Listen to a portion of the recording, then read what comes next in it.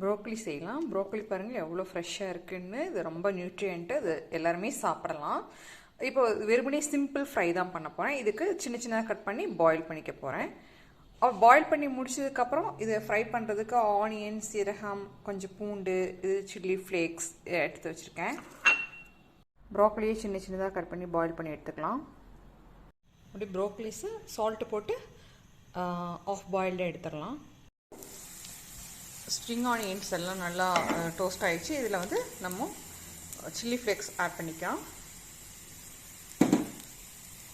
கொஞ்சம் சால்ட் போட்டதுக்கப்புறம், சால்ட் போட்டதுக்கப்புறம் இது ப்ரோக்கலியை போட்டு இது பண்ணிடுது. அவ்வளோதான், ஆயாச்சு, முடிஞ்சுது சமையல்.